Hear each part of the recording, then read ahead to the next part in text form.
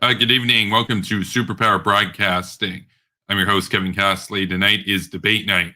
Tonight, I'm debating Sultan Skinny. So he got in contact with me and said that he wanted to debate me on Afghanistan. And so here we are. And with that, he's the challenger. He gets to go first to make his opening statements. Then I'll have my opening, and then we'll get into, back and forth and, have the debate. If you'd like to debate me too, just shoot me a DM on Twitter, send me an email to the email account for this channel, and we can work out a time to debate. So with that, thanks for coming on, and thanks for actually stepping up and having the courage to do it, because a lot of people just talk crap but never actually debate me. So hello and welcome, y'all. It's your boy Sultan Skinny, Lord of all that is lean and politically unclean, here at the Superpower Broadcast with your host, Kevin Castley. Today, we are going to be debating about whether or not the United States and its coalition forces should leave Afghanistan. I think it's a bad idea. Kevin thinks that they should stay. And I think that they should leave. So I think before we, get into our points, we should recap about what's happening. For the past 20 years, the United States of America has been engaged in a conflict in Afghanistan against the Islamist terrorist organization known as the Taliban, which has harbored al-Qaeda, the people who conducted the 9/11 attacks. With, at first, initial success, the Taliban have continued to have a presence in Afghanistan, which I think was 40% of the territory still in Afghanistan. But with this recent peace process, which the United States has promised to withdraw troops in exchange for peace negotiations with the Taliban and the Afghan government, there is a opportunity to have peaceful negotiations. And if withdrawing troops will open the grounds for that discussion, I say, why not? Kevin, I want to hear why you think it's a bad idea that the United States should not fulfill its promise in its own peace agreement. Yeah, so simple. I mean, generally speaking here, you mentioned, almost 20 years of presence there. And now, granted, and I've always pointed this out on my show, it's a little bit different comparing the Trump years or the later Obama years, the early Bush years or the early Obama years, in terms of what a presence actually meant, in terms of the commitment there, in terms of the actual force that was committed. It is apparent, though, that to any of us that have really been paying attention to this and understand what's going on, that have been mugged by reality in my community, that we don't negotiate with terrorists. We don't trust anything coming out of Taliban propaganda. We don't believe that you can even have peace with a force such as the Taliban, because what does peace even mean? Let's say by some chance they decided that, they're not going to attack America or her allies themselves, and they're just going to go and basically maintain the status quo or whatever. Well, now we've basically given them a legitimized presence, and now they're going to work with whoever else to, of course, conduct terrorist attacks. I mean, it's worth noting that 9/11 was not exclusively the Taliban. It was the Taliban providing their country as basically a safe haven and assisting al-Qaeda, that they were able to pull that off. To me, it's very clear, though, that we're not going to get the best case circumstance. We're not going to get any sort of good faith negotiation from them. It's very clear that as soon as the West pulls out, sure, they might look good and tone down the bombings and everything for the short run until the West is gone. But once the West is gone, they know that they have the upper hand against the still infantile government in Kabul. And once they overthrow that government and regain power, it's only a matter of time before we wind up facing the consequences of it on our shores, as happened, of course, in 2001. And so to pull out is to basically say, okay, we're going to have to start over again, but we'll have to start over from scratch. I'd rather continue at least even the strategic stalemate right now, because at least the Taliban is too busy dealing with a Western presence on the ground there to focus on doing big international terrorist events, such as they did before, when they had, more or less almost 4/5 control over the country of Afghanistan. So, and none of this is to even take into account the humanitarian concerns. Obviously, we could go into that, but he mentioned the whole peace process thing. That we don't negotiate with terrorists, right? And we're not going to trust them to be peaceful. They've already proven themselves incapable of that. They've been working with Al Qaeda through all this anyway. And they're still demanding more concessions from Biden, even after he has unilaterally and unconditionally surrendered to them. They still want him out before September 11th. It's kind of insane, but it makes sense when you consider they've already won big time because we got weak leaders here. So it's time we got some neocons in charge. Okay, a lot of stuff to process there, bud. So first, I want to be clear: the Taliban did not conduct 9/11. Al Qaeda did, right? They harbored Al Qaeda, but they did not conduct 9/11. 9/11 was a pretty large-scale attack that required pretty sophisticated works from people like Osama bin Laden, who was a very wealthy, influential, intelligent man, and Al Qaeda has a very sophisticated network. The Taliban banned television, so they probably didn't even see 9/11 when it happened. So I just don't think we should be comparing these two when it comes to their capabilities.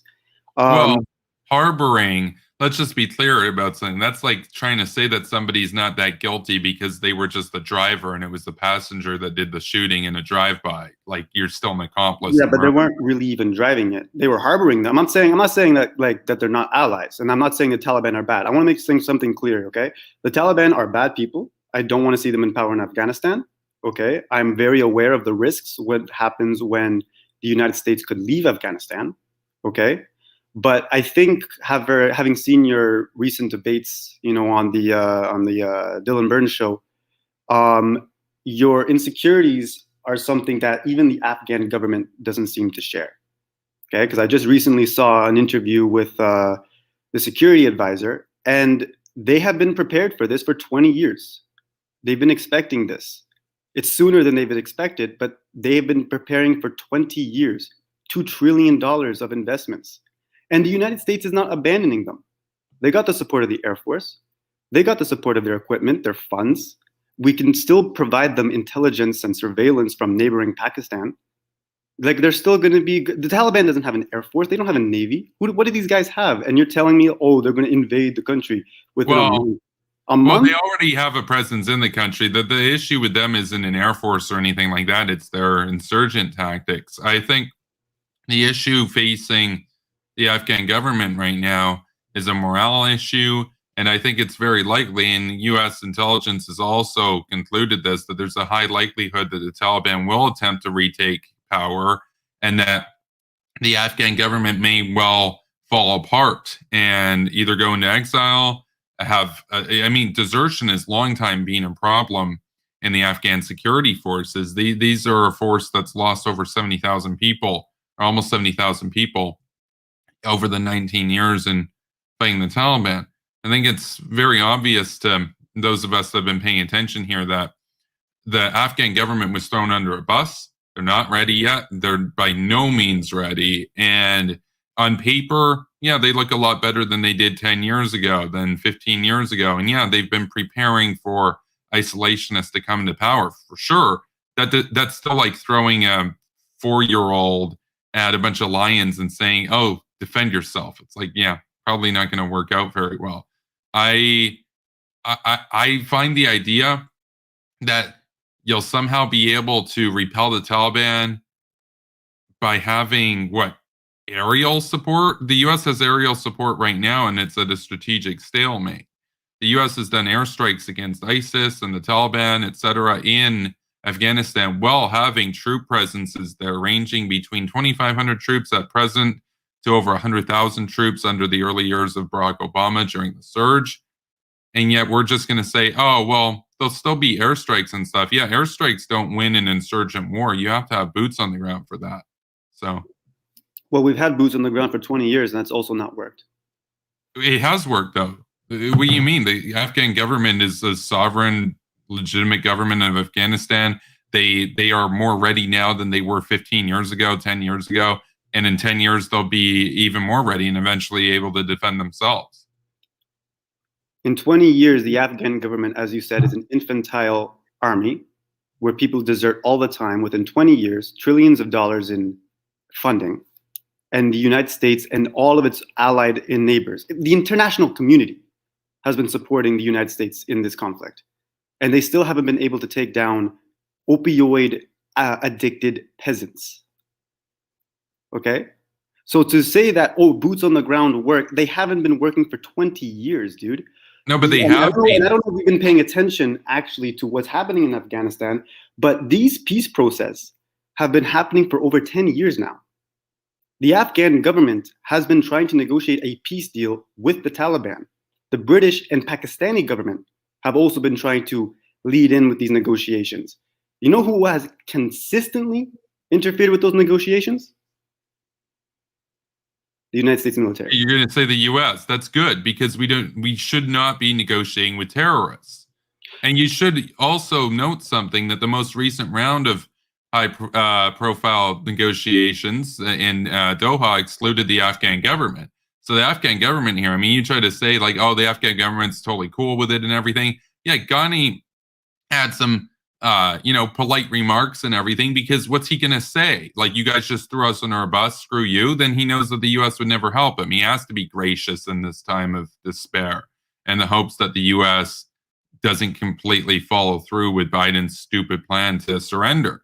I think, it's in some ways commendable. In other ways, it's entirely depressing to see, because we're going to have to go back there. I mean, you understand, right after the next 9/11 happens, everybody's going back to Afghanistan. Why would you want to start from square one all over again? So, I watched a bit of your videos, and your own friends are telling you, and the girl on the debate show, she also told you this, and then she was kind of slamming you with this point. You keep saying like the next 9/11, like it's going to happen, even though we've already established the Taliban did not commit 9/11, do not really have the capacity to commit an attack like 9/11. You understand that harboring. Hold on, let me finish. Okay, their capacities, not just the Taliban's, but also Al Qaeda's, have been very much depleted and very much diminished since the invasion of Afghanistan. So there was some minor success.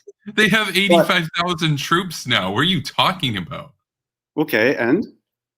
That's a lot more than at most points throughout the war. It's more, it's almost, 40% more than 10 years ago. This is to go and show that, look, this is what happens when you within 10 years, with an Obama surge of troops, of American troops, the Taliban have somehow increased numbers. The surge didn't last very long. I would have held the surge up for 5 to 10 years. It didn't seem to work at all, did it? Well, no, it did. Actually, Afghanistan was, stable considering the circumstances. No, the surge worked. Same as in Iraq, the surge worked. Surges work. The problem is when you pull out, you create a power vacuum. And then people say, oh, the surge didn't work because we didn't do it long enough. It's like, that's an argument for doing the surge. That's not an argument for not doing the surge. You should have had 100,000 troops there for like 8-10 years or more.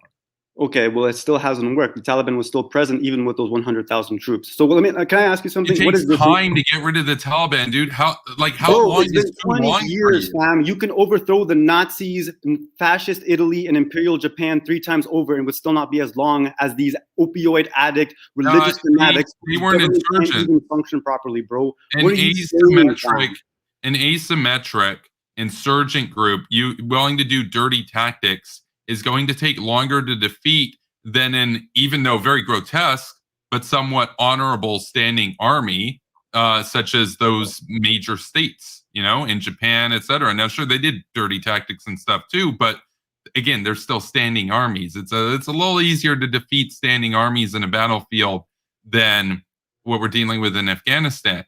I got to ask you a question though, which is, why do you care if it's been 20 years or 40 years or 30 years? Why not just get the job done and then never have to deal with it again?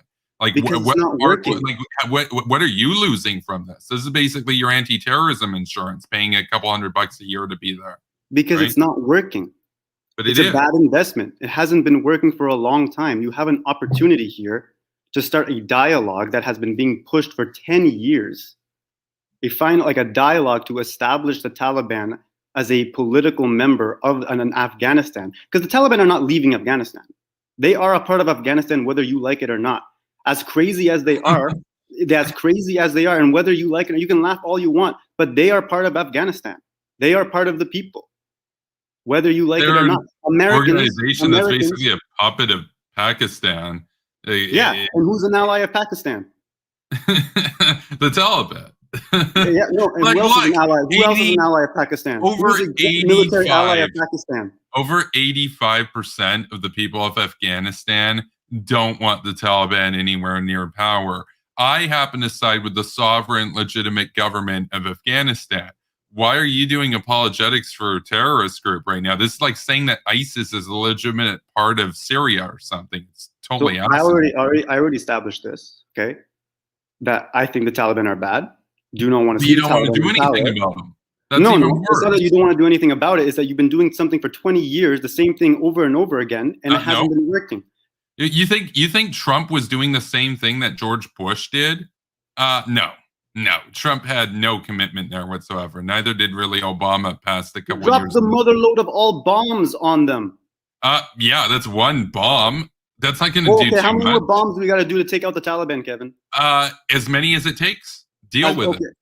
So deal with it. Okay, let's just spend as much money as we can and put. So let me get this straight. So your solution is, okay, we have been putting boots on the ground for 20 years now. You know, we've been training these Afghan army, but they're still infantile. They're still babies who can't handle their own government, as you put it. They're still not stable enough to handle, you know, these peasants in the mountains, as you put it. Wait, hold on, let me finish. Okay, we put trillions of dollars into these people, okay, with all of the support of the international community. Iran even gave you guys support in logistics in the beginning of the war, okay? Nobody likes the Taliban, bro, all right? They have no friends, and you guys had the entire support of the entire world. And for 20 years, you're still losing. So you're telling me, let's double down and try the same thing we've been doing for 20 years and see if we get different results?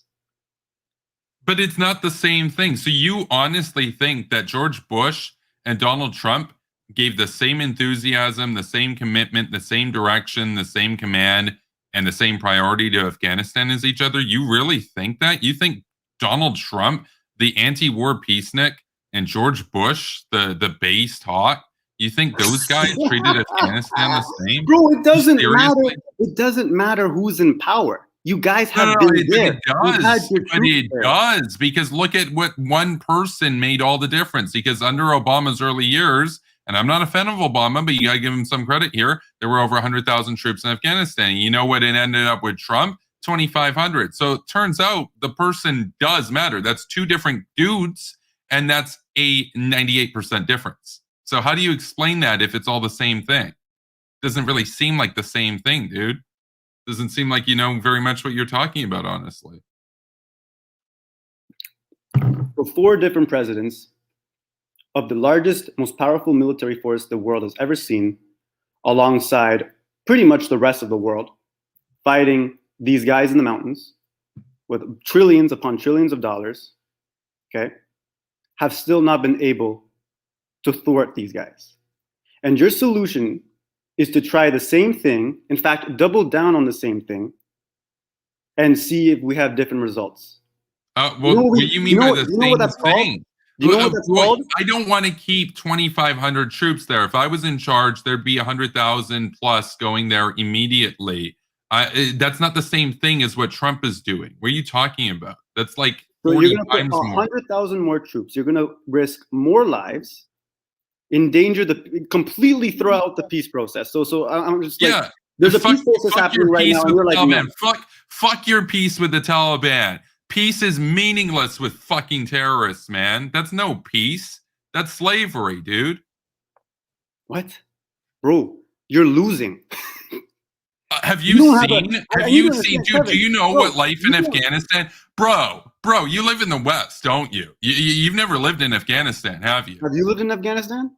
No, but I'm aware well enough of what it was like that I wouldn't want to under the Taliban, dude. Why don't you walk the walk? Why don't you go and fucking live in Taliban-controlled territory? Why do you simp for them? Said that I wanted to live in. I already established this, bro. Why are you assuming my politics? I already established I don't like the Taliban. I think you the don't Taliban want to do anything bad. about. But you know what else I think? I also think that the Taliban are completely incapable of taking over the Afghan government with the support of the United States after their forces have been completely depleted. Since the invasion. They have 85,000 troops. What do you mean completely? Look, that's not an argument that you want to make. If you wanted to make my argument that the intervention worked, you would say that they were completely depleted. I'm not even making that argument. That's actually an argument that would vindicate George Bush and Barack Obama, for example. You want to make the argument that they're more powerful than ever, so therefore the war didn't work and we should leave. That's actually an argument. I'm not making an argument to win. I'm giving you a reality check, bro. No. But okay? I'm telling you, dude, this is actually hurting your. This is hurting your case. If you were trying to make an argument to leave, you would be hyping up their force. You wouldn't say that they're depleted. I'm not hyping up their force. The Taliban know they can't take over Afghanistan. They've also been initiating this peace process. You realize they initiated the peace process to get the U.S. out so that they'd have an actual chance of taking over the government. The United States Army being in Afghanistan was the thing that was holding back the entire negotiation talks. No, but you understand that the reason why they've entered into these negotiations with the United States, with Pompeo at Doha, for example, was expressly to get the U.S. out of Afghanistan. They understand that you're right. They can't take over the government right now with the U.S. there.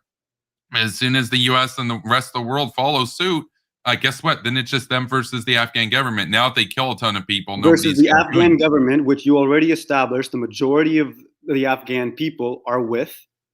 So, are you telling me the minority of the Afghan population is somehow going to take over the majority? While that majority has the approval of the entire international community and United States logistics, intelligence, and air support and equipment?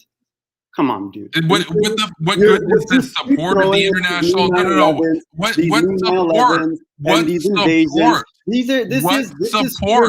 What support? We're so scared of the Taliban, the world is pulling out. The world is pulling out. What support?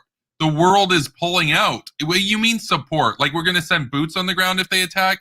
No, you want to pull out. That's not support. If you're talking about airstrikes, we have airstrikes right now, and the Taliban is still a thing. That's not going to do that much, honestly. Why not have boots on the ground? Why not have boots on the ground? Look, dude, Sultan, you're not one of those troops. What does this even affect you? You might say, oh, it's tax money. Guess what? Guess what? That tax money is going to get spent, whether it's there on fighting terrorists and preventing another 9/11, or whether it's on my roads or whatever the fuck, or whether it's on some stupid democratic pet project, welfare statism. That money's getting spent either way. So why not have it be your anti-terrorism insurance? Like, what? Why do you care so much? I don't know if you realize this, bro, but I think you just shot yourself in the foot with this entire argument. You're saying, okay, instead of investing in our roads, in our healthcare, in our own state, in our own country, you can do both. Wait, hold on. Let us instead invest trillions of dollars into a government that can't take care of itself. It's 1.2 trillion. To win it's 1.2 trillion. Okay. Wait, hold on, bro. Hold on. Dude, are you gonna let me talk, or are you just gonna talk? Yeah, but I'm not gonna let you lie. I'm gonna let you talk, but I'm not. I'm gonna have to fact check you. Where are the lies here? The U.S. did not spend trillions in Afghanistan. Since 2001, the United States has spent a little over $1.2 trillion. That's $1.2 trillion. My bad. Yes. Out of $400 trillion of output. A year. Out of $400 trillion of output, that's basically nothing. What do you mean that's basically nothing? In order to prevent terrorism, $1.2 trillion stable, and your interests asserted in the region, less than 0.25% of your economic output over those 19 years. That's a small price to pay for security. You probably spend more on padlocks and safes and for the world, dude. We're talking about the fucking Taliban and Al-Qaeda and even now ISIS here. You want to create a power vacuum. That's unbelievable. What do you mean? What are you talking about? You want the U.S. to pull out. You just said in the beginning I want the U.S. to follow through with a peace deal that it initiated. Why do you believe that they'll agree to any stupid peace deal? They've been in bad faith the whole time. They said they wouldn't work with Al-Qaeda, and they continue to work with Al-Qaeda. They lie, dude. Why do you believe I asked you a question earlier. Why do you believe the fucking Taliban? Hold on. I asked you a question earlier when you were like, "Oh, the Pakistan is allied with the Taliban." Do you know who else is an ally with Pakistan? The U.S. has been an off and on ally. No, I know no, not an off and on. A very strong and consistently military cooperative ally. Not Yes, really. yeah, Ever no, since the whole Bin don't say Laden not thing, really. Like there are bro, bases in Pakistan that the United States can't launch from. Okay, Pakistan has given its air force and its air bases to U.S. troops for a very long time. In fact, the United. Okay, wait, hold on. Let me finish, my guy. Let me finish. Okay. Because the fact of the reality is that you guys have been consistently losing this war. Okay, you've been spending trillions of dollars. Sorry, not trillions. 1.2 trillion dollars. Okay, a stupendous amount of money on a war that has brought you nothing. We're talking about the richest country in history. Hold on. The richest country in history. That's not that much money. I can't have you like keep interrupting like this. Okay. You have been at a loss financially. You have been at a loss with your human capital, and you have been at a loss with this entire war. Your one changing strategy that has been advocated for 10 plus years now by both the Afghan government and the Taliban and your allies and all of your advisors. And you're saying, no, let's double down and do the same thing. Advisors? Let's do the same thing we've been doing for the past 20 years, like it's going to have different results. You know what we call people like you? We call them Hold on a second. All of the advisors, hold on a second. Did Mark Milley, or did these guys say surrender to the Taliban? Did these guys, all of your advisors? Okay, name me one U.S. military or national security advisor to the president that said that, we should just trust the Taliban and everything. Because guess what? They had big reservations. Understand something. Biden doing this is bucking what the Pentagon advised him to do. He's ignoring military advice. Oh, wait. So the Pentagon advised Biden to do this? No. They advised him not to pull out. They said that it would be a recipe for disaster. They said that they had a high confidence that the Taliban would try to retake control of the country, starting a civil war. That it'd be a bloodbath, and that there was a chance, a decent chance, that the Afghan government would lose. So it would be a dumb idea to pull out like this. And Biden ignored them to try to win over progressives. It's totally pathetic because they don't even like him anyway, and they still think he's a Nazi. So, what? Okay, you're weird, dude. You guys have you trust the Taliban. You're calling me weird, buddy. You just said that the Taliban was completely depleted, which is an argument for my side, while also saying that we've lost the war. So get your talking points together, because your talking points have contradicted themselves. Not really. This is the part where I'm actually going to give you some advice. I'm actually going to give you some advice on how to win this debate, dude. The Taliban, hold on, dude. Relax. Dude, okay, relax. I understand. You should hype up. Wait, hold on. I understand. Hold on. You should hype up the. Wait, dude. You should hype up. Look. This is the part where you should seriously take my advice. You should hype up the strength that the Taliban has. I should hype up the strength that the Taliban has? Yeah, because when you're talking about them being depleted, that's an argument that the war worked. Like you don't understand something. I already said. Okay, hold up. I already said this in my opening statement. It's like you don't really listen to what I'm saying. It worked initially wait, hold on. Please let me finish. The capacity of the Taliban and Al Qaeda are not the same as they were in the early 2000s. Yes or no?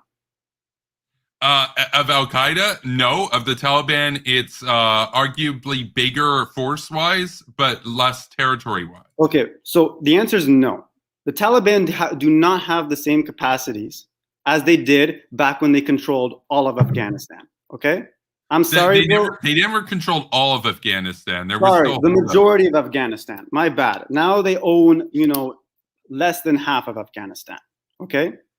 However, the United States military has still not been able to completely get them out of Afghanistan. Why? Because you need to remember, those are still Afghani people. Whether you like them or not, whether you call them terrorists or not, they are Afghani people. They're not going anywhere. Okay. It kind of reminds me, there was this interview with I don't remember the news organization. It was an American news organization with Bashar al-Assad.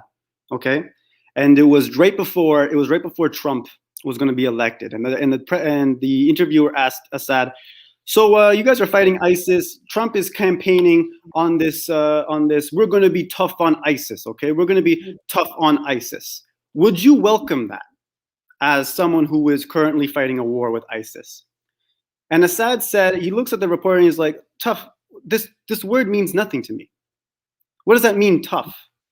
How are you tough on ISIS? How are you tough on an ideology?"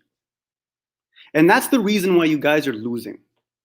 You guys are losing the battle because this is not a conventional war, right?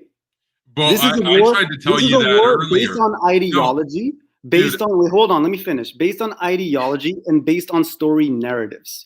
Your ally, Pakistan, is the biggest arming supporter and ideological schooler of the Taliban. I'm And against you expect Pakistan, to win dude. with I'm you expect I'm to with win a India, military dude. battle with it? I'm with With the India, friends dude. you have? I'm with Bro, India, dude. If India you've wanted, been losing for 20 years because I'm not a supporter of Pakistan. If India wants to are straight you up gonna go keep in, muting me when I'm bringing up points? if you're not going to let me talk, absolutely, you're going to get muted, dude. Otherwise, this is going nowhere. We had a debate before where some dude literally just tried to talk over me the entire fucking time, and it was a shit show. We're not doing that again. So Well, that's how this wait, works. hold on. You have been talking over me the majority of the time. I'm I've been giving you fact points, checking and I you, dude. would like for you to address them, please, instead of just talking over me and being like, no. There's going to be a next 9/11. There's going to be an invasion. There's going to be this. It's like, listen, I haven't even dismissed the possibility of that. All I'm saying is that your fears are overblown, considering that the Taliban are not as strong as they were, and that the Afghan government and the Taliban have been trying for over 10 years to get this peace process rolling, and that the only thing standing in the way of it was the presence of boots on the ground. That doesn't mean that the United States of America, when it pulls out, will abandon the Afghani military. It's not going to be enough. I already said it's not going to be enough. This isn't a conventional war. The Taliban uses all kinds of insurgent and guerrilla tactics. Air support isn't going to be enough to deal with that. What I kind of don't insurgent understand, tactics? dude, look, what I don't understand is it's 2,500 troops. It's barely anything. Of that $1.2 trillion, most of that was spent, like almost all of that was spent before Trump. Trump spent barely anything there. Why not just have a very small, almost token force there as a deterrent? Why do you care? It's not you. It's like it's a tiny fraction of your tax money. It's barely anything. It's like a cheeseburger a year to prevent the next 9/11 and to keep a country from becoming the biggest safe house for terror in the world. Like, why do you care so much? Why do I care that the United States of America is spending billions on a war that it's losing? Well, but the U.S. has $20 trillion each year to go around. That's not that much money. Like that would be Okay, a so lot of money. hold on. That would It be has a lot of money 22 if we were. trillion. That would be a lot of money if we were talking about like Michael Bloomberg. He's only got $50 billion and he's spending a few $1 billion somewhere. You'd say, oh, that's like what 5% of your money. That's a lot of money. To America, it's not even a tenth of 1% of America's money. Okay, you know what you sound like? You sound like a guy like who just got into investing. Okay, and you've been investing in the stock, and at first the stock did well. You know, it went up high, you got your returns, but then it's been crashing and crashing and crashing. And while it's crashing, while it's cheap, your solution is to put more money into it. Wait, Afghanistan's not crashing. What are you talking about? Afghanistan is more stable now than at most points throughout its history. Absolutely, but the war is still going on. Yeah, and I want to end the war by winning it. How are you going to win it? I've already explained to you. By doing something that hasn't been working for the past 20 years? By staying as long as it takes to get the job done. If it means literally going into every mountain, clearing out every cave around there, interviewing every person in the country and finding out who knows where any Taliban people are and paying them money to rat out on them, and basically capturing all the Taliban fighters or killing them, and putting the rest in prison. then so be it. I Why want do to you think actually. why do you think the United States military, with all of that money, with all of those troops, with all of the support of the international community, with all of the Afghan population supporting them, has been consistently losing this battle then? Well, it's a battle that the United States hasn't applied consistent force in since the surge was drawn down in the early years of Obama.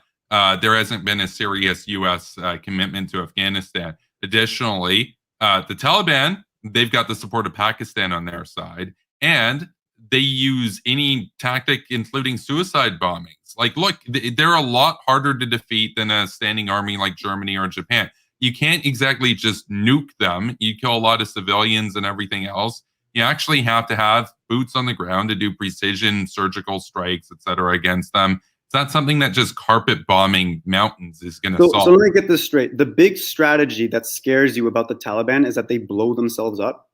No, I just use that as an example. What I'm talking about is that they use all manner of asymmetric warfare. So do you understand the difference between asymmetrical? Because they're not that powerful of a group to begin with.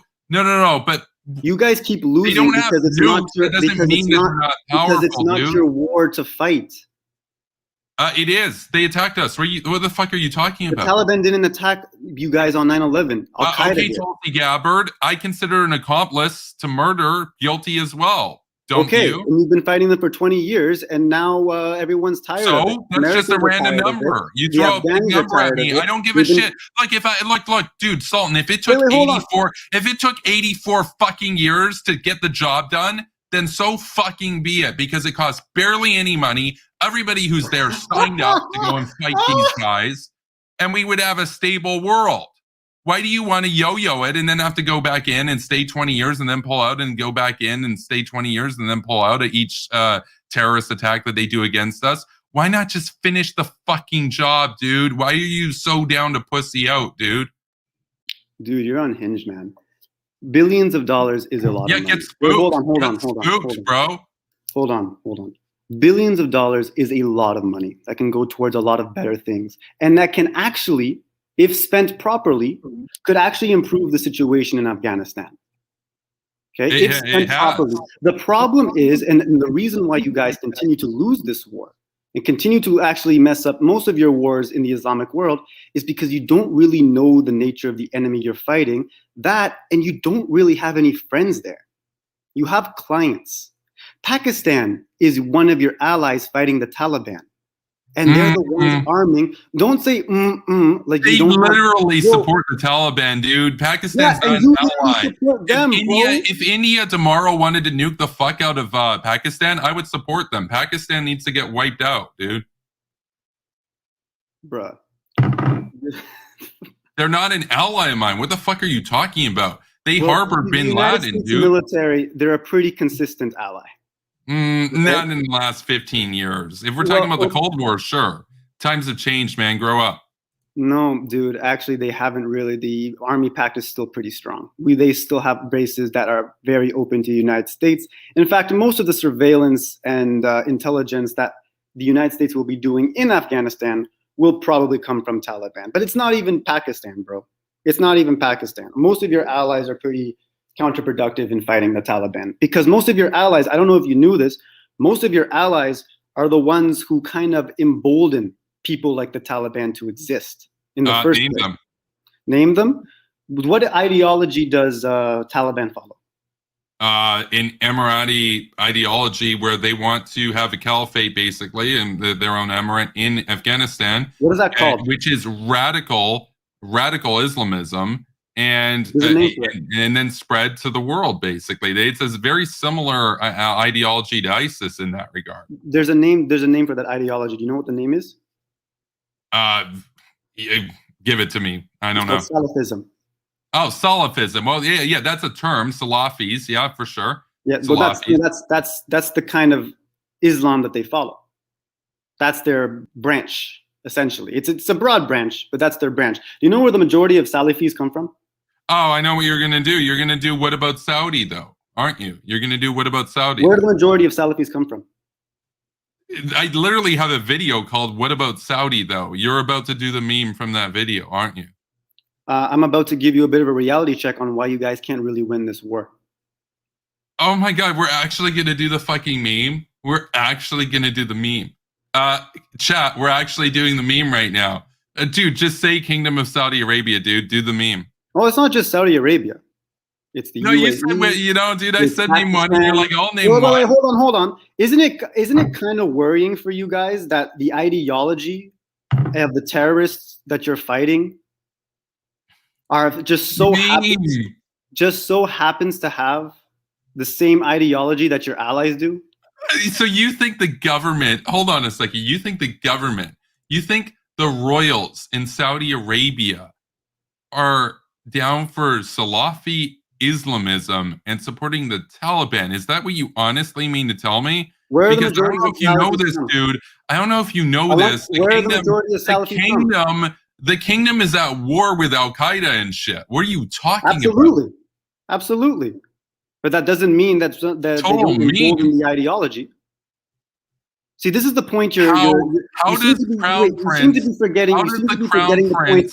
You're fighting an ideological war. How does the Crown Prince support the Taliban? How does Mohammed bin Salman support the Taliban?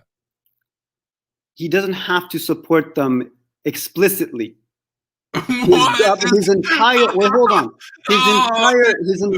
country was built off the ideology of Wahhabism, which is a form of Salafism. Okay. So you think the royals are big on the Wahhabi clerics? They don't even have to be the royals. The Saudi Arabia is a very big country with lots of influence in the imams and the mosques. They fund these mosques all over the world that promote Salafi ideology, do they not? The Saudi Arabian government does give support to mosques, yes, but they don't support that promote this ideology, do they not? Support Salafi terrorism. Do individual Saudis not affiliated with the government give some of their money to support terrorists? Yes. You know what? So do Canadians. Some Canadians have given money to ISIS. But the Canadian government does not fund schools that promote Salafi ideology. No. But there's a difference between Salafism and the radical Islamism of the Taliban. No, there isn't. Yeah, you could technically be Salafi without being a Taliban. What are you talking about? Where do you think the Taliban came from? What do you think Taliban means? Well, the Taliban, it technically means students and shit. Students of what, bro? of Islamism. I get what you're saying, but you don't understand something. What is the ideology? What is the ideology of Saudi Arabia? The ideology of Saudi Arabia is monarchism. It's not Islamism. Oh my God. They have the king. They have the king and the crown prince. They believe in stability. You realize you could be both, right? They are one of the key partners of the United States and the West. Absolutely. They don't support the Taliban. They don't support Al Qaeda. They're fighting. Why do you think Al Qaeda exists? It's because they hate Saudi Arabia. The whole reason why they got started was to get rid of the Saudi government.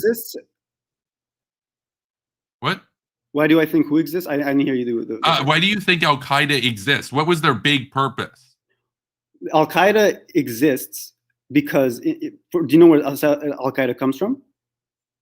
Well, it comes from exiles from Saudi Arabia that want to overthrow the king. The country that emboldens, because listen, Salafis don't have to be sponsored necessarily by a government. That's not how this works. It's sponsored by schools. It's a school of thought. It's an ideology.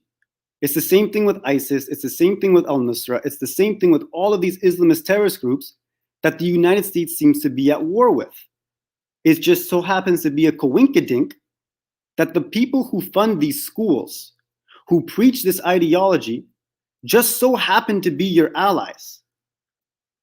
It's a very unproductive war because you guys were really not meant to win it. My point is that this war is a little beyond American blowing up stuff. Okay? You're not going to win. I believe in nation building. So thanks. It's not just about fighting. Okay, we agree on something. Yes, nation building.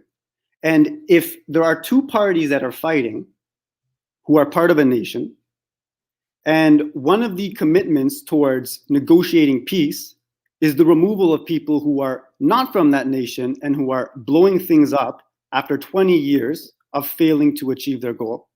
Do you not think it's worth a shot instead of doing the same thing over and over again and expecting different results like an insane It's not person? the same thing. You think so? I got to get you on the record here. You think Trump having 2,500 troops there and Obama having 100,000 troops there and doing a surge?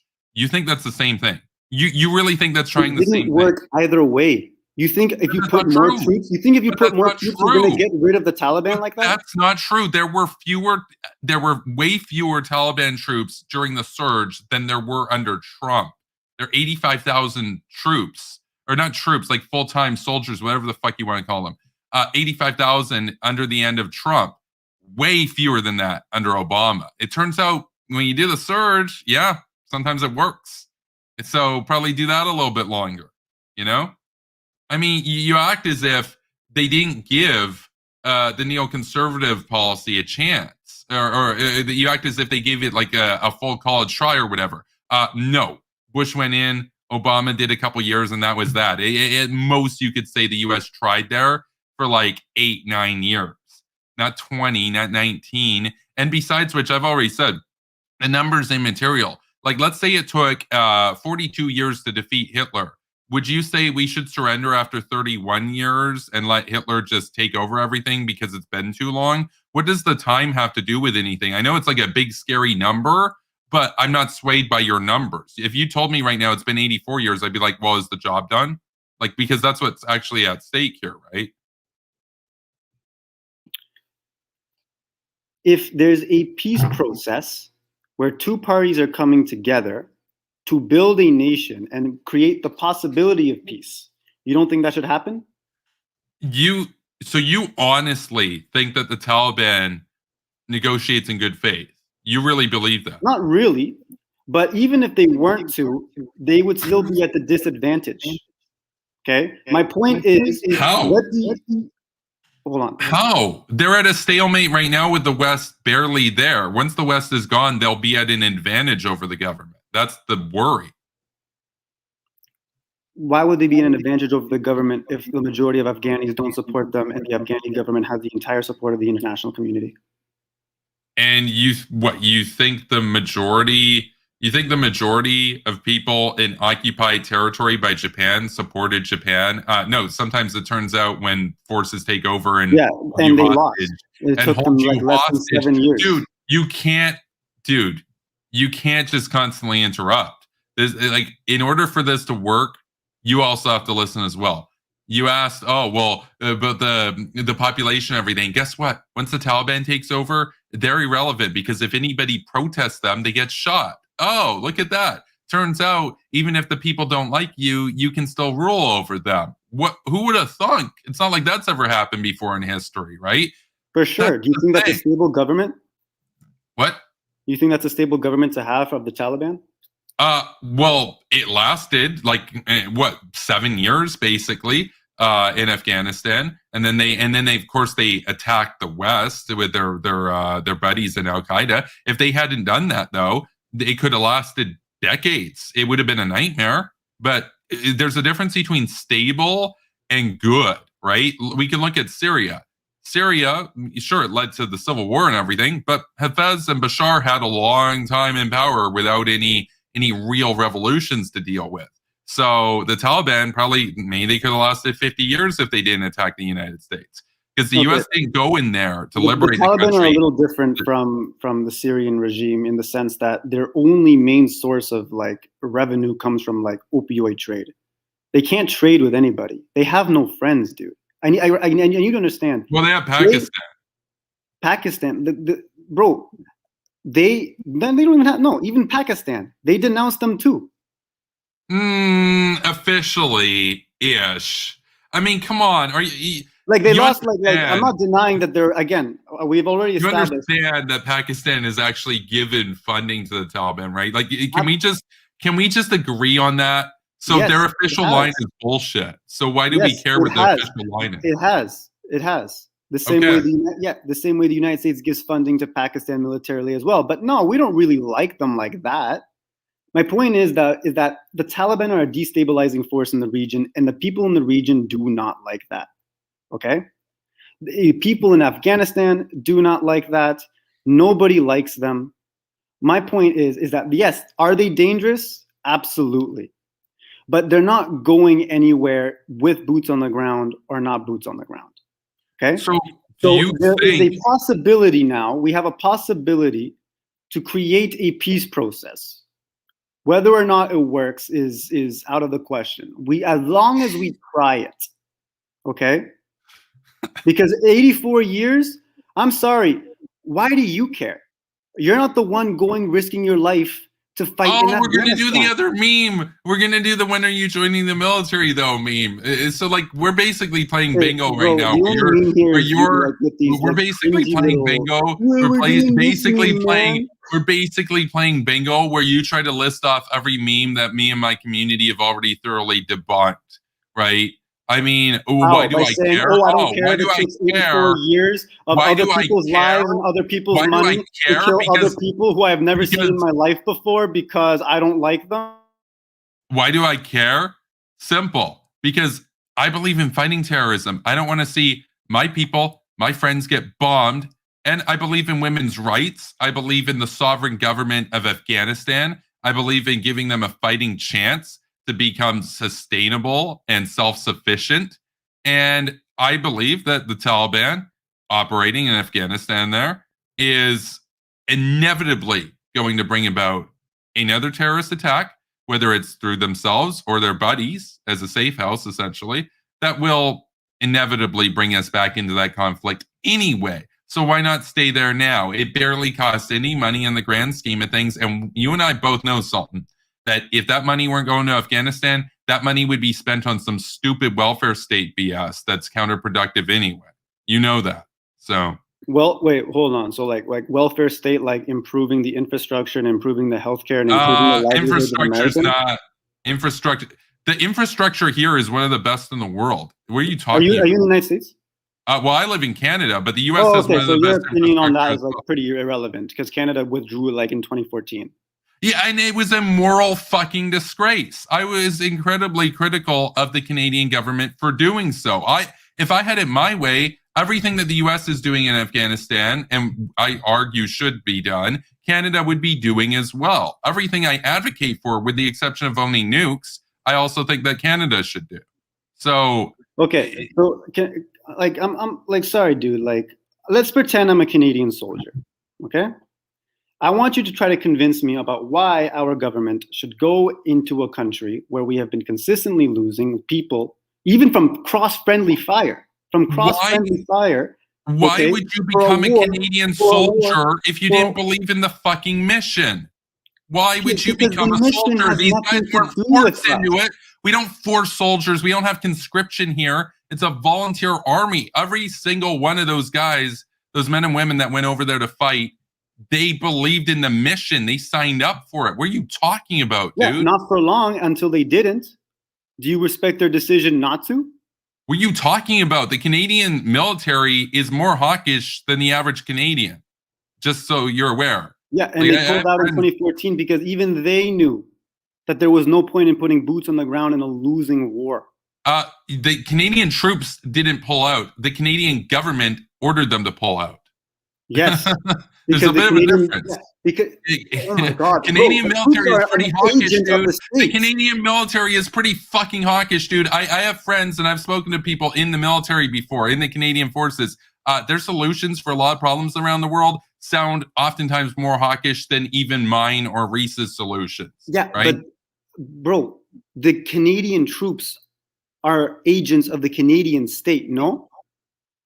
But there's a difference between Harper or Trudeau and the Canadian troops. So when you say, yes, they didn't Harper like it pulled because they out pulled out, when you say they didn't like it because they pulled out, that's like saying that American troops didn't like being in Syria, so Trump pulled out. No, they were actually furious when he ordered them to pull out because they knew that their friends were going to be butchered. One military failure at a time, bro. Let's focus on Afghanistan. Okay? You guys have been at a loss financially, militarily. You can't win against the Taliban militarily.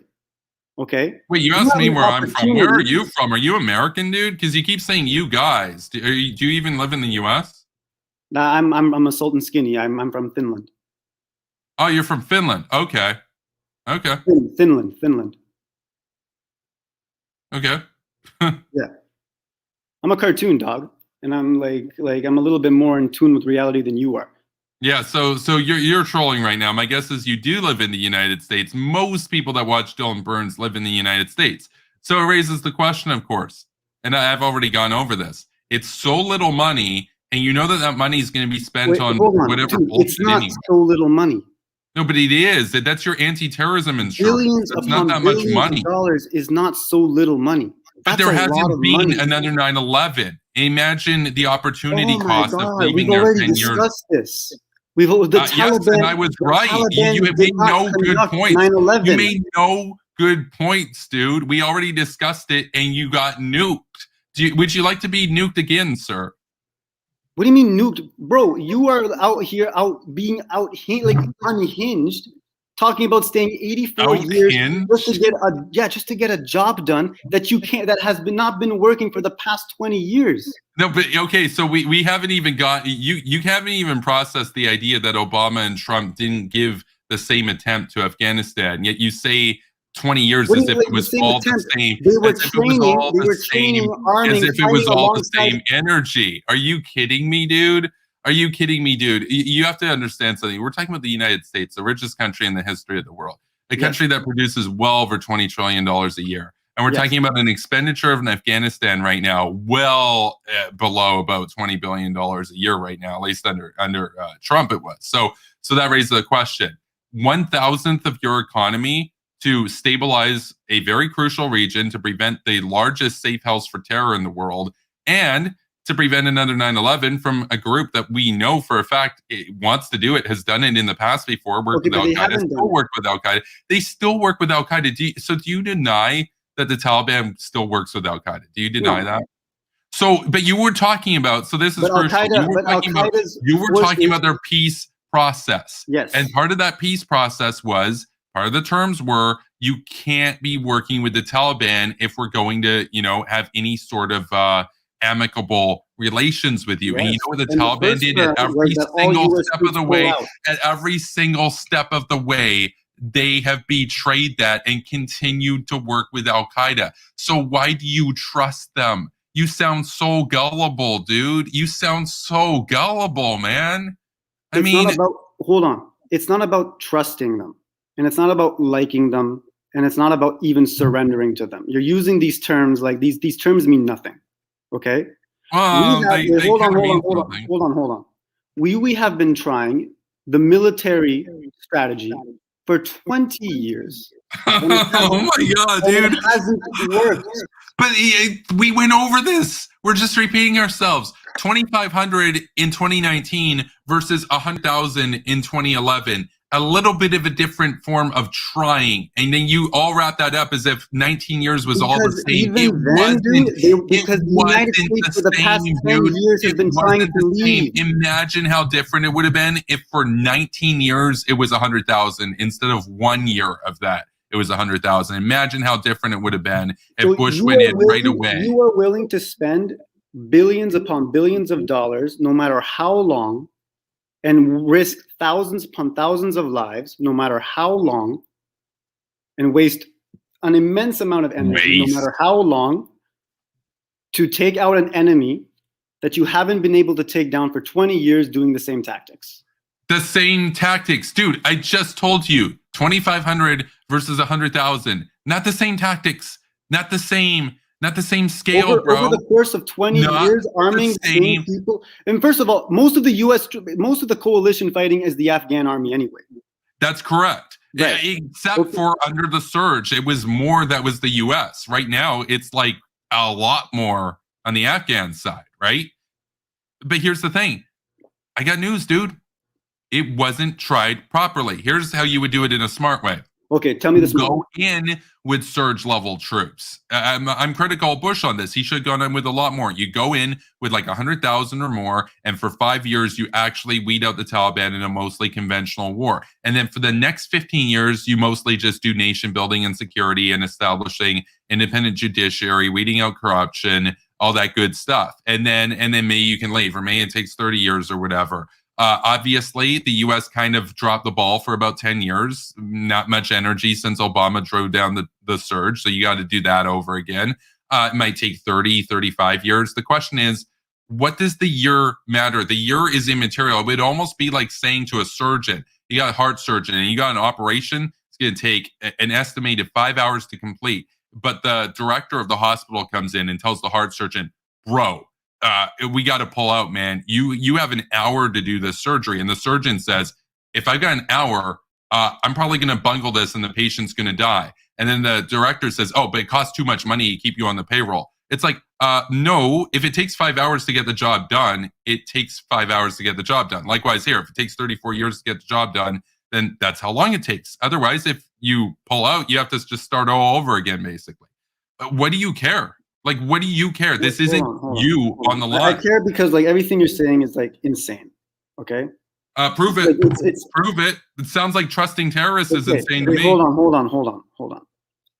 So hours and years are not the same. Okay. It was an example. It was an analogy, bro. I never implied that. How old are you?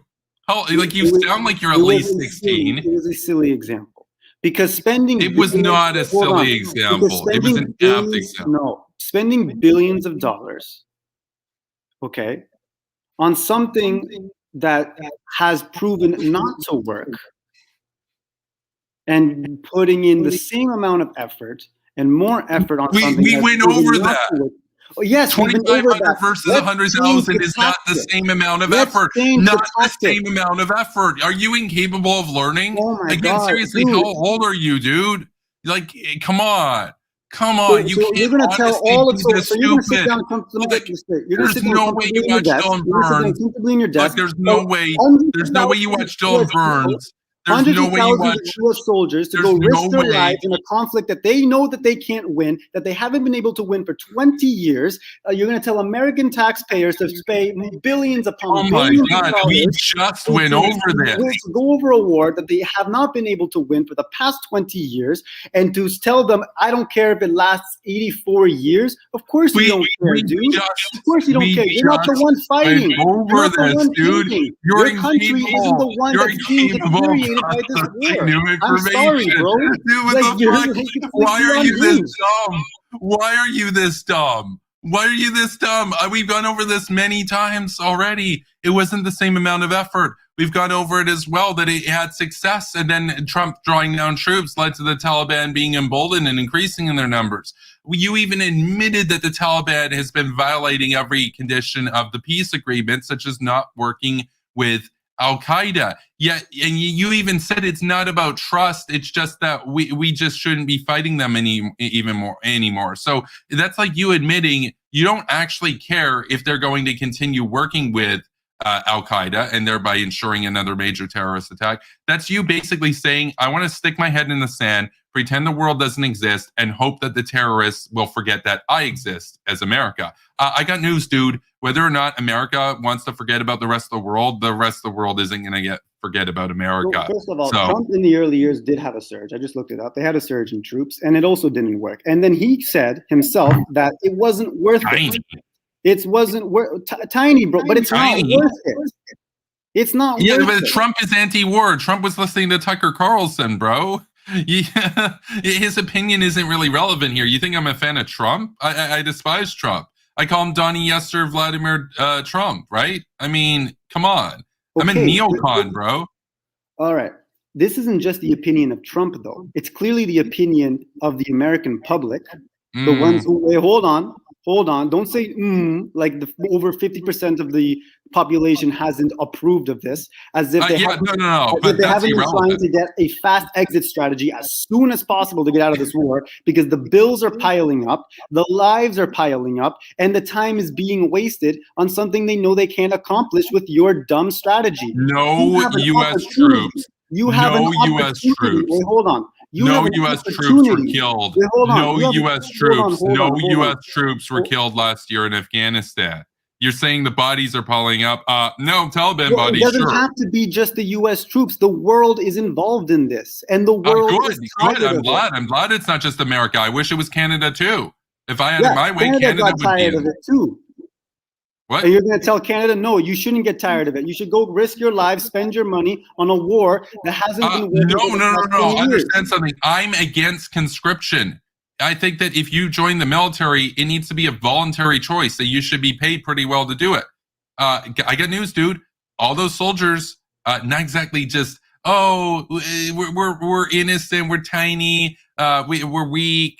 It sucks that Daddy Harper sent us in to fight the Taliban and every. No. I got news, dude. They're like the strongest people in the country, and they believed in the mission. And you might be able to point me to one or two Tulsi type tokens that'll say, "No, we're bad," as they collect their Kremlin paychecks. I mean, you brought up, 50% of people think this or whatever. Yeah, those people aren't generals. Those people aren't foreign policy experts. Those people have been consuming Russian propaganda. And you know what the Russians did? They offered money to the Taliban to kill American soldiers, dude. Why can't you understand? Why can't you understand? Wasn't that debunked? Wasn't that a debunked? Debunked? Debunked? Yeah. What? By who? The Russians? Why would the Russians? Wait, hold on. Like, wasn't this bounty story like debunked? Hold on. You're gonna have to prove it. Like, you can't go with One America News. I mean, my God, dude. Next, you're gonna say 9/11 was debunked. It was a false flag. It was the Saudis, bro. Well, it was Saudis. 15 out of 19 That's like saying that the ISIS dudes that beheaded people that defected from Canada, the white boys that joined ISIS, that was Canada, man, that beheaded those people. Absolutely. It's basically racist bullshit, dude. You really think Saudi Arabia was responsible? You think the king was responsible for 9/11? Are you going to Saudi Arabia is more than just a king. It's a monarchy. And I got it's news. A monarchy there with a very large extended family and a very large network of religious fanatics who operate and embolden the same ideology of coinkydink, the same people you're fighting. No, that's basically, that is slander against the kingdom, dude.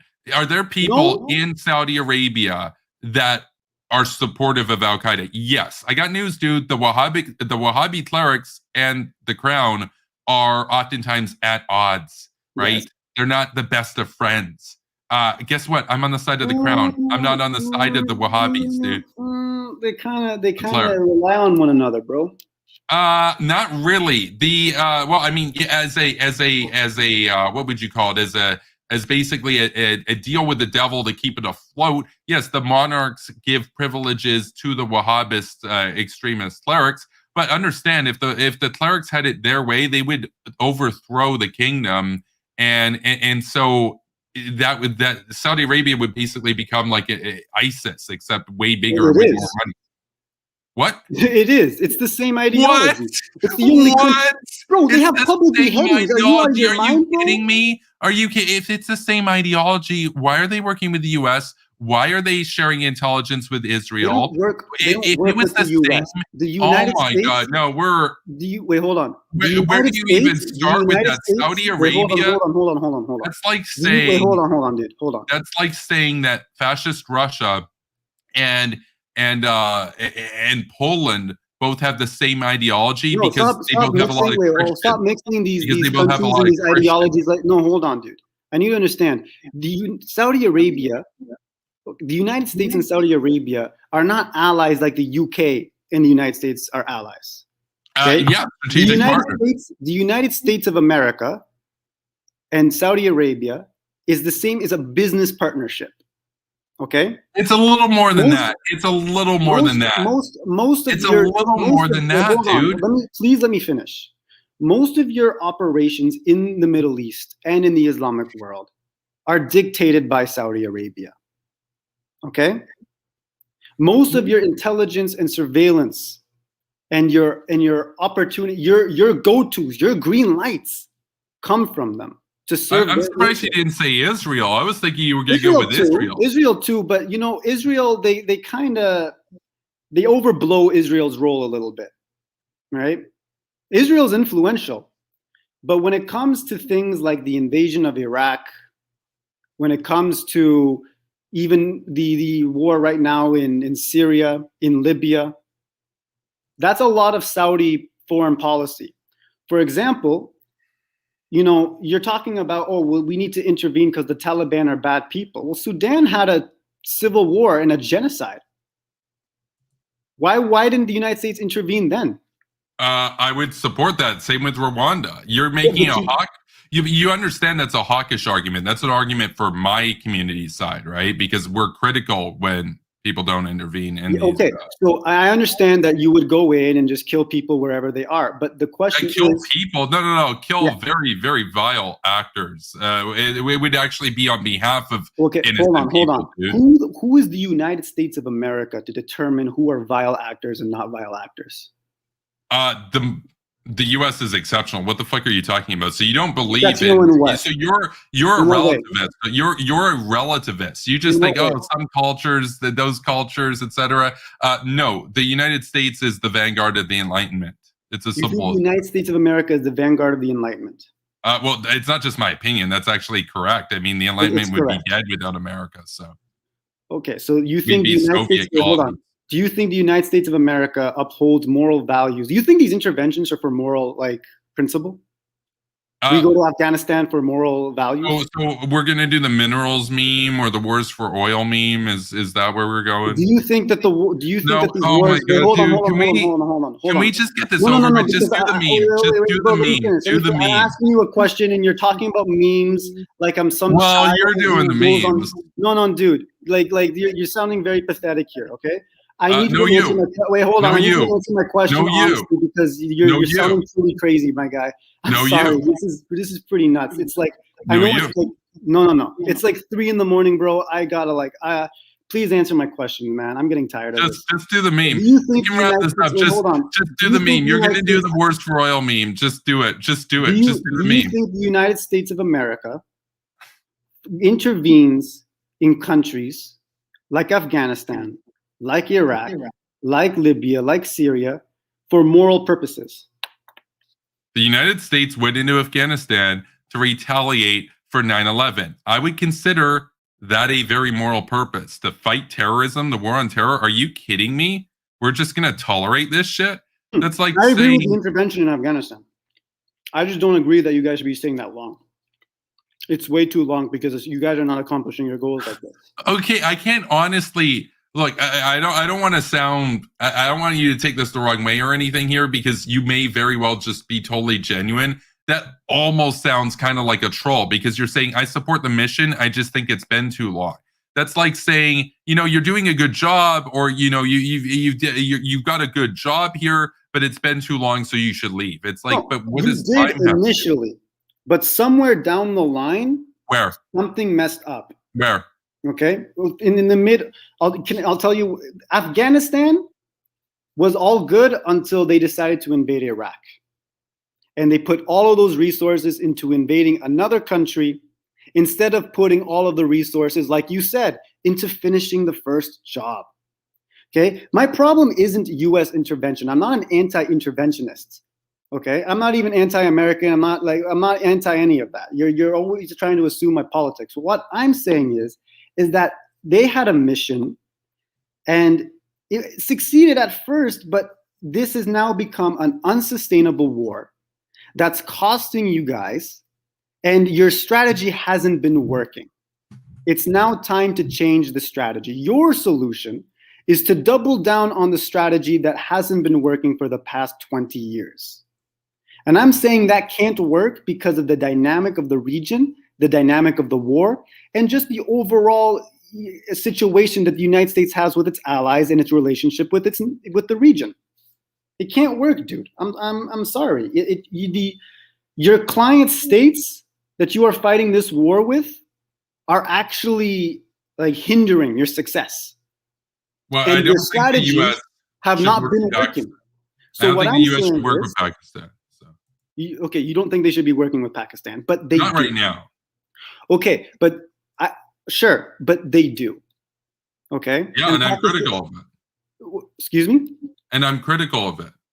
So sure, absolutely. I'm critical of it too. I'm very critical of Pakistan. But that doesn't change the fact that the United States currently is allies with Pakistan, is militarily cooperating with Pakistan.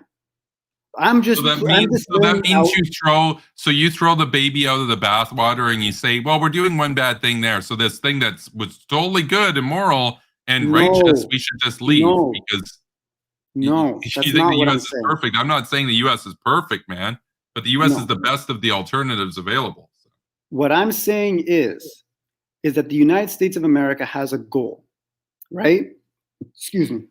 It's to achieve a stable government and a peaceful Afghanistan while diminishing the influence of the Taliban. It has in some parts succeeded. Yes, I agree. Very based.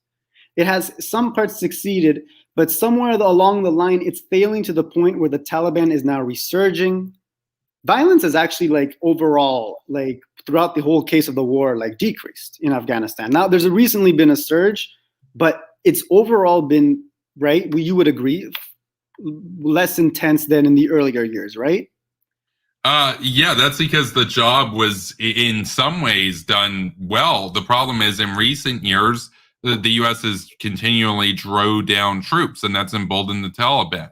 Well, but even during the surge, even like 2006, 2007, 2010, 2011, these were big times for the Taliban. They've been gaining ground. But they were also losing a lot of people too, though. You got to keep in mind there was a big war. It was a war zone, right? That's what happened. Who's losing a lot of people? Sorry. Well, both sides. Both sides lost. Both sides, both the coalition and Afghan security forces and the Taliban, both lost almost the same number of forces over the last. And that's why they went through a peace negotiation that has lasted for over 10 years. At least they've been trying to. One of the main obstacles. It doesn't matter whether or not you think it's genuine, right? Listen, will the peace process work? I don't know. Okay? I don't know. Why take a chance?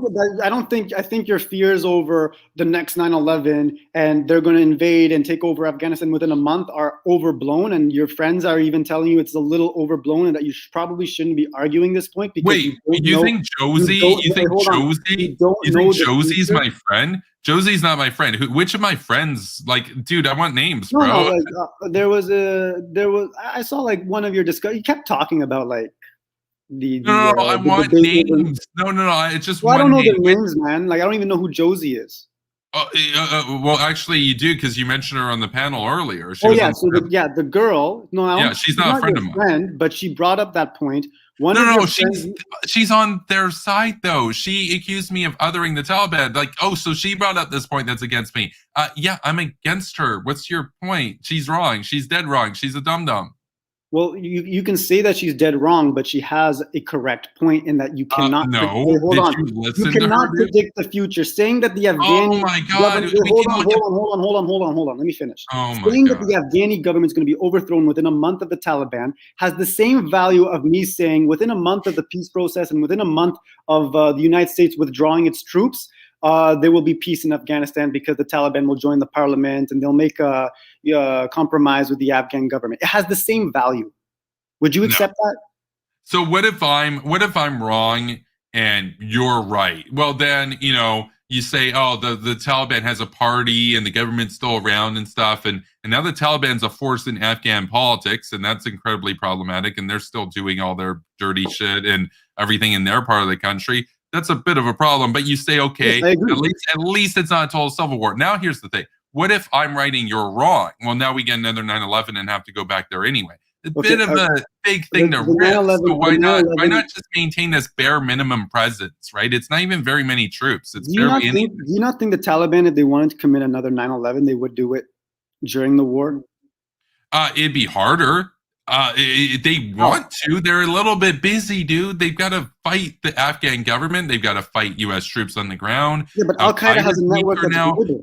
Do you You just think said it Al yourself. There are Qaeda? Canadian Do you troops. think There are Al Canadian Qaeda? white boys who are beheading people in Syria who fly over there. Why don't they just radicalize another person? They can commit another 9/11. I'm telling the Taliban aren't just a people; it's an ideology. Yeah, it's an ideology, and it's a very disturbing ideology that Yes, needs I to be. agree. But that's the question. How do you take down that ideology? You don't do it through force. In fact, if Uh, anything, that emboldens it. Because a You lot of do what it through nation building and force, like you did in Germany. There was a denazification process there. It wasn't just shoot every Nazi, shoot every German. It was but that's okay. what you're saying. We hang some of the Nazis. We have trials, but we also Yes. build up the country. You know. Yes. But that's what you've been saying. You've been saying, I don't care if it takes 84 years. Let's hunt down every single Taliban member like that's going to work. Well, it worked That's in what you were Germany. saying. No, but it literally worked in Germany. I mean, some of To those hunt down trials have every gone single on. Nazi? No, but there have been trials against people indicted for collaborating with the Nazi regime back during the war, as like recent as a few years ago. So that process can take a long time, but that's how you have reconciliation and justice. Is you have a thorough de-Talibanization process of the country. And you do what you need to do. So we are running, we are going pretty late here. I know it's later on your time. So Well, I want to give early you. on my time. No, it's okay, bro. Like I'm wide awake. We can go as long as you need, my guy. Well, no, I mean, normally these things we try to keep to about an hour and a half. So we'll say we'll go another 10 minutes or so. We got to give you time to make your closing remarks. It's just what I find here when you mentioned one thing that you mentioned was that you would have liked to have seen America put more resources into Afghanistan instead of into Iraq. That'd be a good argument for the UK, for Australia, for Canada. But for the US, for a country that could afford to do even 3 wars simultaneously, I don't think it's that great of an argument, though I would say it's a better argument than a lot of people make. And if the US had only done Afghanistan, then you say maybe if the US had truly gone serious about it, Wait, hold that on. things could have turned. Hold on. If I may. Just because you can afford billions upon billions of dollars in a war doesn't make the allocating of those resources appropriate. I can afford a big fancy dinner, every night. That doesn't mean I should. That doesn't mean it's good for my finances. So you think the Saddam regime was worth keeping around? Okay, we're not talking about Iraq. Well, you said you would have opposed the Iraq war. Isn't that what you implied, at least? The 2003 one, yes. That's insane. This is a regime that had violated every understanding of sovereignty. You know that they. It's insane. It's insane to be opposed against a war that caused the largest mobilization of protesters in the world. I think until the Indian fifth one. columns. To hell with the fucking protesters. Those people. The United States had absolutely people no that protested at Sultan had no justification to go into that war. If it was during 19. No justification to go into the war. Let's just go over it. He harbored terrorists. He committed wars of aggression twice. He acquired and used weapons of mass destruction and violated the Non-Proliferation Treaty. And additionally, he committed genocide. On the point about the wars of aggression, you said wrong. I can back it up. He invaded Kuwait in 1990, and he invaded Iran in the 1980s. And you supported that? No, Iran was evil. Don't get me wrong. The Iranian regime was evil. But you have to understand something here. This was an unstable, menacing regime. And yes, the fact that Saddam was slightly better than Iran in the grand scheme of things is not to make Saddam look good. It's to say how vile the Ayatollah regime was. Okay. We did not invade, as the United States, Iraq for crimes it committed in the 80s.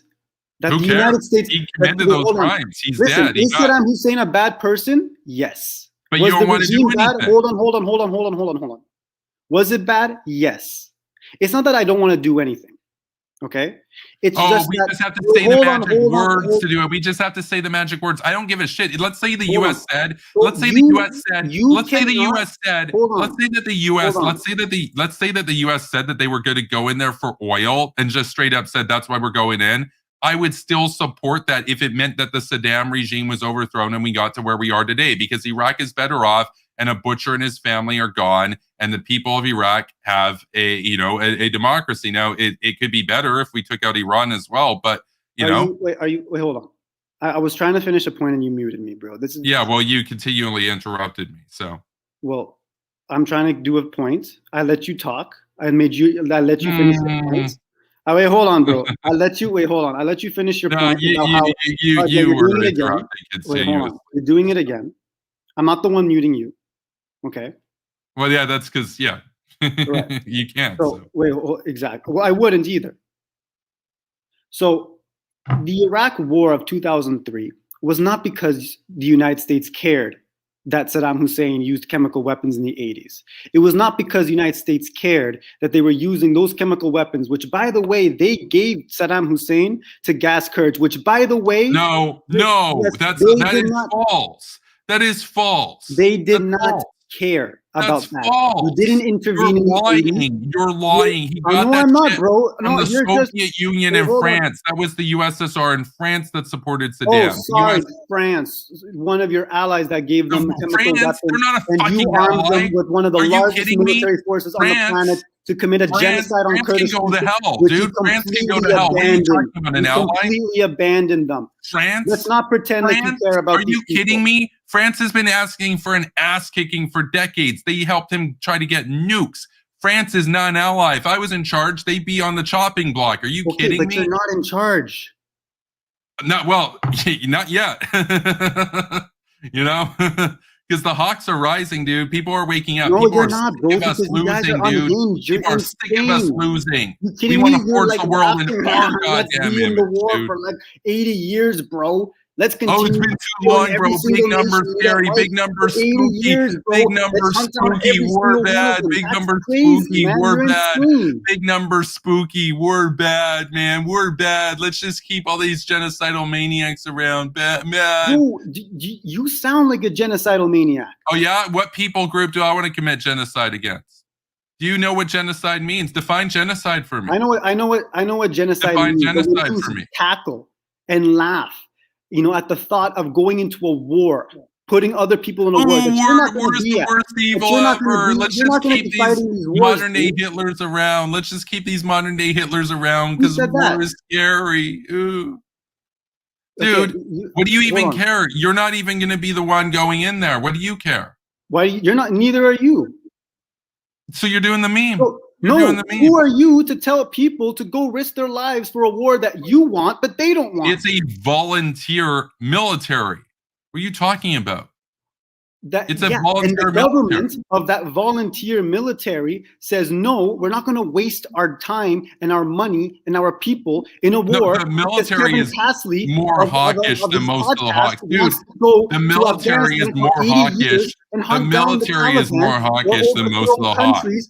You're totally wrong here. You can point to Tulsi and Ventura and say there are two soldiers that are anti-war. Most of the military is incredibly hawkish. You're totally full of shit. Absolutely. You're totally full of shit. The idea that in order to analyze or to give advice or to make prescriptions for foreign policy, that you have to work in an entirely different field.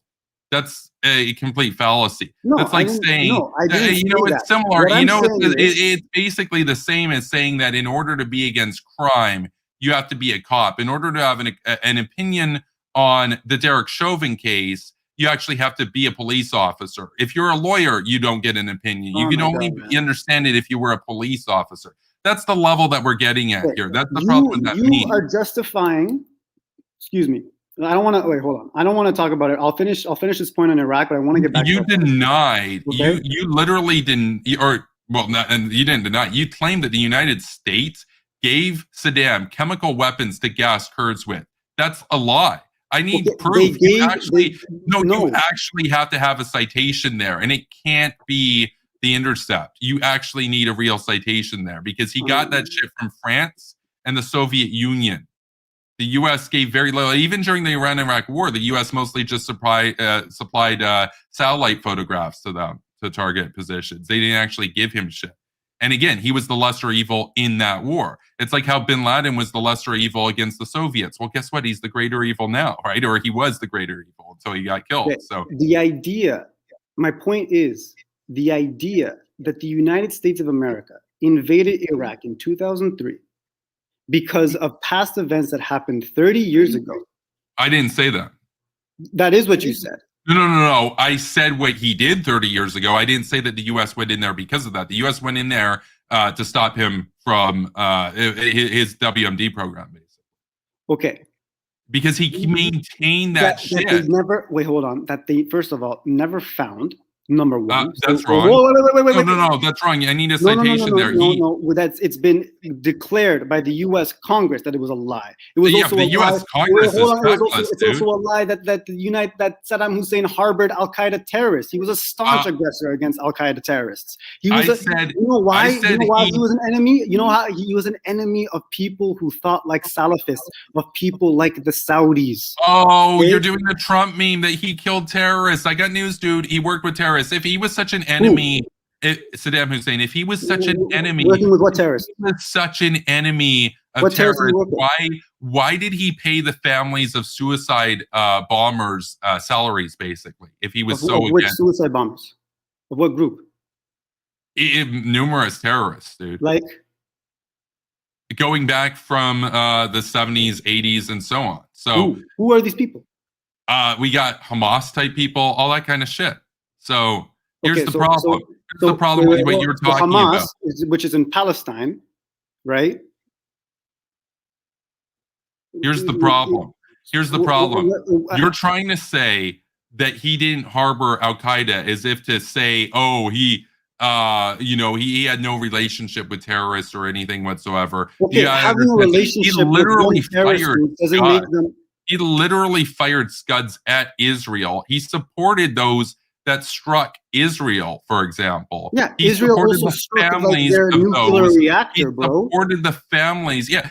Well, good. See, here's the thing. A lot of the people that hate Israel. So it's good you're trying to say he didn't have nukes. You want to know the reason? You want to know the reason why he didn't have nukes in 2003 was because of Israel. Yet almost every opponent of the Iraq war also hates Israel. So he would have literally had nukes if it wasn't for Israel. What's your view of Israel? Hold on. Do you support Israel? You use you're very unprincipled, and you have a very. You mean unprincipled? Yeah. I live in the real world. I live in the real world. What do you mean unprincipled? I'm willing to do whatever it takes to advance American interests. It's bad that one country attacks another, but it's good that another one attacks that same country. That's like saying it's good that America attacks Germany, but it's bad that let's say, or it's good that America attacks and I'm trying to think of an example. Japan or something, right? It's good that America attacks Japan in the 40s, but it'd be bad if China attacked America. Japan attacked them. Well, in this example, the Iraq had already attacked U.S. allies and attacked Israel. The U.S. had every justification to go in there. Not in 2003. What? Not in 2003. I don't know. There's no statute of limitations on genocide. So you mean to think that he wasn't going to do another war? He had a track record of doing this kind of shit. He had worked with terrorists. Like I'm not saying that Saddam Hussein is bad. Hold on. I'm not saying that Saddam Hussein is bad. What I'm saying is that the justifications for the 2003 war, which have been established by the international community as illegal, is not illegal. What laws? Where in the U.S. criminal code does it say that it was illegal? Where in the U.S. This is not about the U.S. Where in the U.S. Where in the U.S. Where Sultan, I need you to prove. Where in the U.S. criminal code, anywhere, or any judge determined that the U.S. taking out Saddam was illegal? Like where? Why would a judge from the United States of America decide whether or not the United States of America attacking Saddam Hussein was illegal?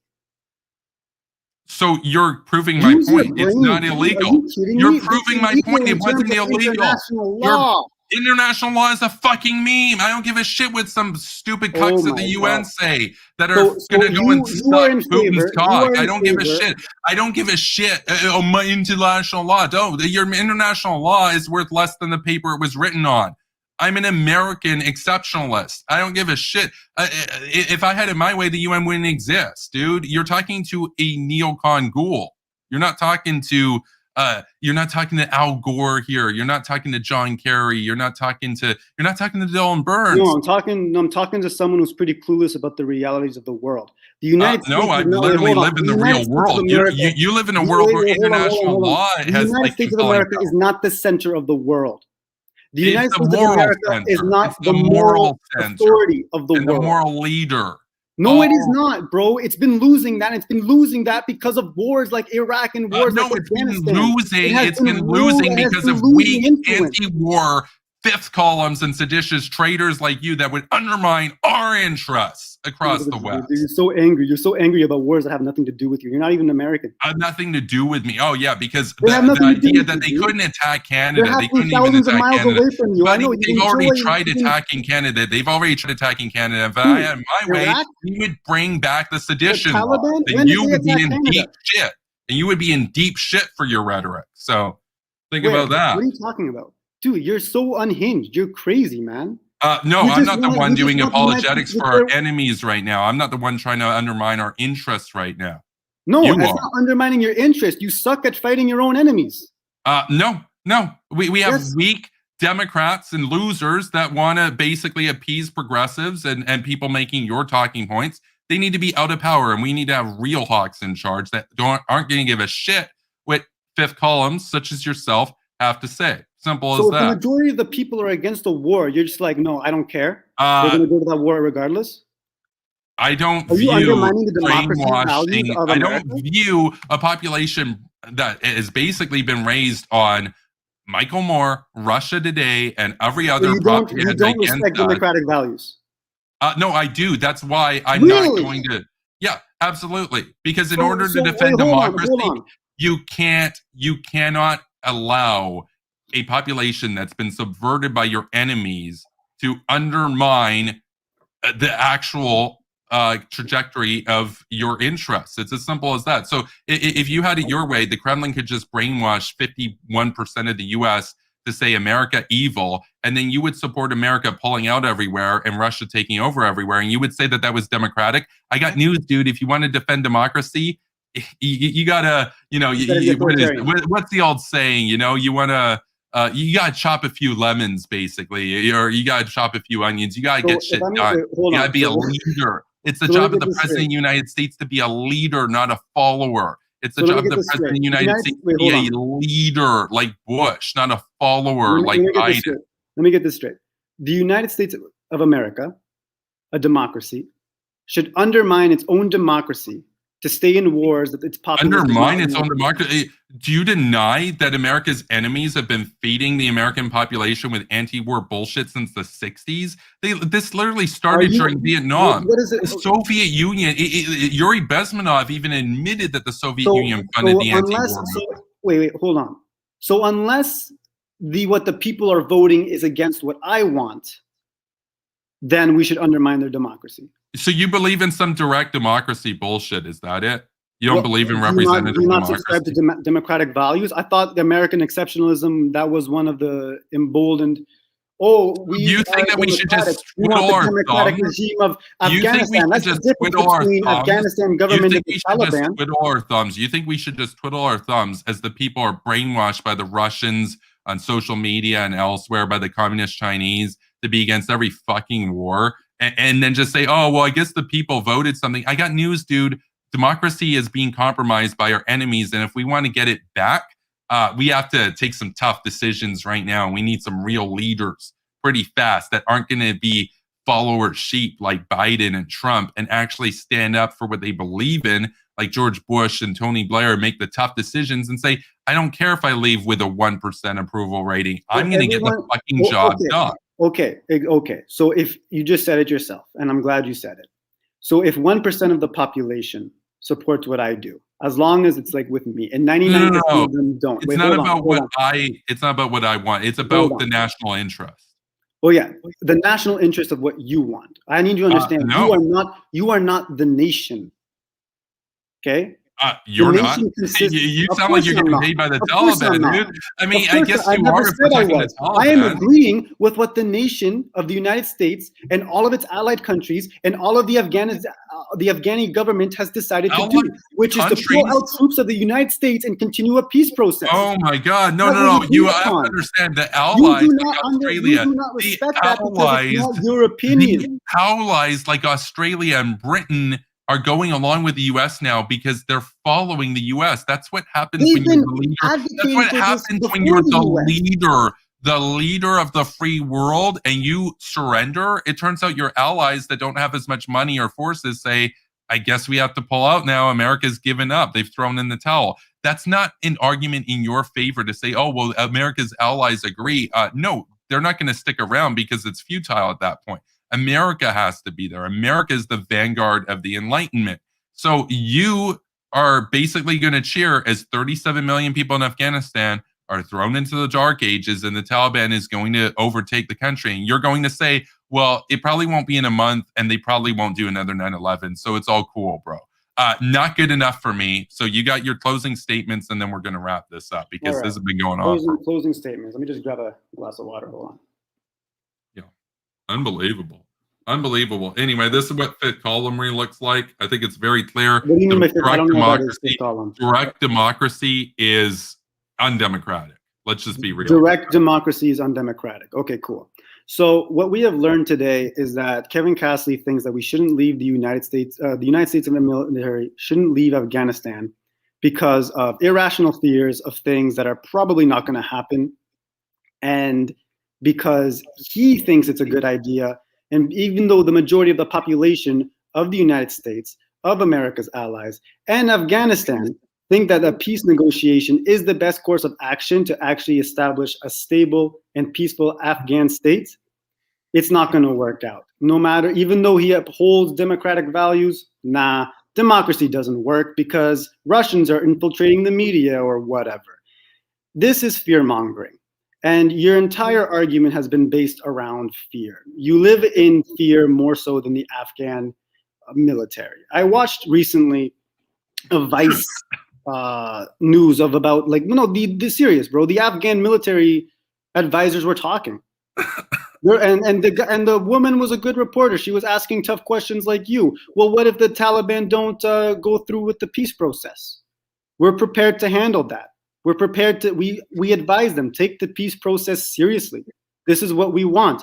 Well, aren't you concerned that there's not going to be US troops? It doesn't matter the number of troops. What's important for us really is the equipment we have. And the United States can provide that without having boots on the ground.